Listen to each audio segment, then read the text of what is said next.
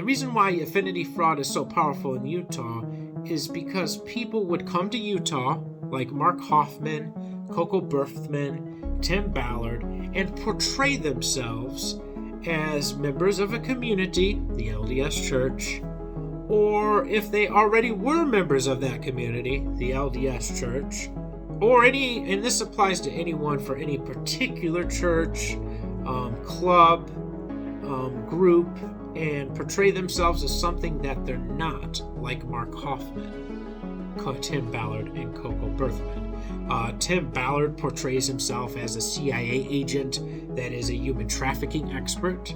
Coco Berthmann, who claims to be a human trafficking expert and a victim. There are 3 prongs to the affinity fraud laws. First, you have to use your position with a church, organization, group of people to gain their trust. 2, you misrepresented yourself as something that you're not to gain sympathy, trust, or people's confidence. And 3, you make false statements and claims, knowingly make false statements and claims that cause people to act, like donate money or panic and hide in a bunker, or volunteer based on that erroneous information. So like when Tim Ballard said that the fastest growing criminal enterprise in the world is human trafficking, when it's not even in the top 20, Tim Ballard made a false statement and people donated money based off of that false statement. Doesn't mean he had to receive it. It just means that they acted based on that statement alone.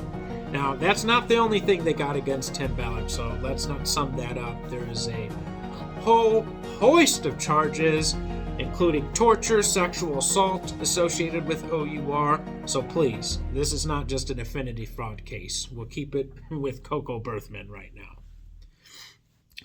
The bottom line is you do not directly have to receive money to be charged with fraud, especially affinity fraud. In fact, you do not have to intend to defraud anyone to be charged with affinity fraud.